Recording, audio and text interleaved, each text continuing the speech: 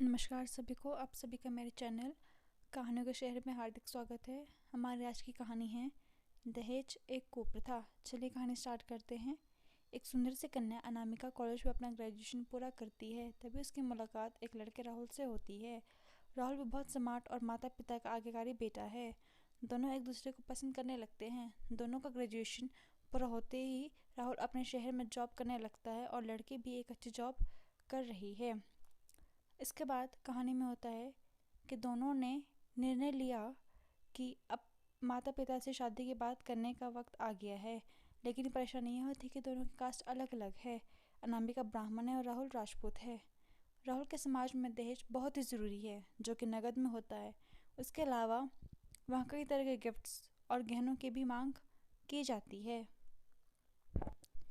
राहुल ने अनामिका को यह स्थिति स्पष्ट कर दी और कहा कि घर वालों को मनाओ, अगर तुम सभी मांगे पूरी करती हो तो मेरे माता पिता तुम्हें पलकों पर बिठाएंगे। अनामिका ने अपने माता पिता को यह बात कहा। अनामिका के माता पिता को यह बात पसंद नहीं थी और अनामिका की जिद थी कि अगर मुझे दहेज दोगे तो मेरी इज्जत और भी ज़्यादा बढ़ेगी।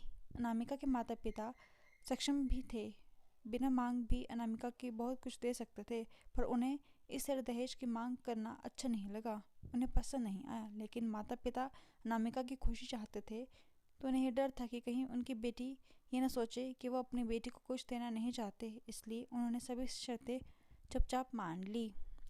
शादी में राहुल को कार, फ्लैट, फर्नीचर के साथ 50 लाख नकद दिए गए। साथ ही अनामिका को गहने भी दिए गए और सभी रिश्तेदारों को गिफ्ट्स और कपड़े भी दिए। शादी बहुत धूमधाम से की और कोई कमी नहीं छोड़ी। अनामिका को मन ही मन गुमान था कि अलग कास्ट होने के बावजूद माता पिता ने उसकी शादी ससुराल के हिसाब से की। अनामिका को विश्वास था कि उस बेटी को बनाकर रखा जाएगा, उसे वही प्यार दिया जाएगा जो उसके माता पिता उसे देते थे, क्योंकि उसने अपने ससुराल का मान रखा है। फिर क्या होता है कि अनामिका ने अपने घर में ससुराल से विदा ली। ब्राह्मण कन्या राजपूत घर की बहू बनी। ससुराल में बहुत ज़्यादा पर्दा प्रथा थी। बहू को मनचाहा खाने तक की स्वतंत्रता नहीं थी। कितनी भी भूख क्यों ना हो, वो घर की बहू सबके खाने के बाद ही खाएगी। यहाँ तक कि उसे घर के पुरुषों के सामने बैठने तक की इजाज़त ना थी। अनामिका ने इस बात पर एतराज़ दिखाया, पर उसकी किसी ने ना सुनी। राहुल ने भी यह बोलकर मुँह फेर लिया कि यह तो परंपरा है। अनामिका का जो गुमान था वो धरा का धरा रह गया। उसे अपने माता पिता की बात याद आई। जब उन्होंने समझाया था तो वह उनसे लड़ी थी। उसने ससुराल में बात करने का फैसला किया। अनामिका ने अपने सास ससुर और पति से बात की, लेकिन उन्होंने नहीं सुनी और उसे बहुत बेरहमी से पीटा गया।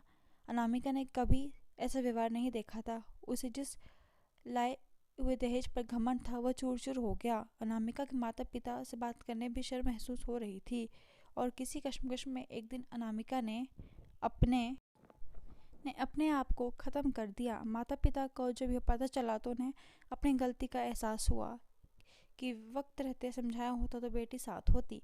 जो लोग दहेज पर बेटे की शादी करते हैं उनकी सोच हर तरह से छोटी होती है। जो बेटे को नीलाम कर सकते हैं वो किसी और किसी की बेटी को अपनी बेटी नहीं बना सकते। दहेज कभी खुशियों की चाबी नहीं बन सकता। यह बात सभी को समझनी होगी। इस दहेज प्रथा की कहानी में आपने पढ़ा होगा कि माता पिता ही नहीं, लड़की की सोच भी दहेज को सपोर्ट कर रही थी।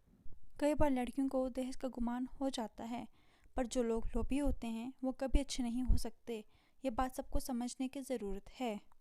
कहानियाँ जीवन में बहुत मायने रखती हैं। कई बार बड़ी से बड़ी डिग्री विज्ञान नहीं देती, जो एक छोटी सी कहानी जीवन बदल देती है। शिक्षाप्रद कहानी का आधार बनाकर अपने बच्चों को जीवन का सच्चा ज्ञान हम सबको देना चाहिए। धन्यवाद। आशा करती हूँ आप सभी को मेरी कहानी पसंद आई हो, और अगर मेरी कहानी पसंद आई है तो मेरे चैनल को सब्सक्राइब कीजिए और मेरी कहानी ज़्यादा से ज़्यादा शेयर कीजिए। Thank you.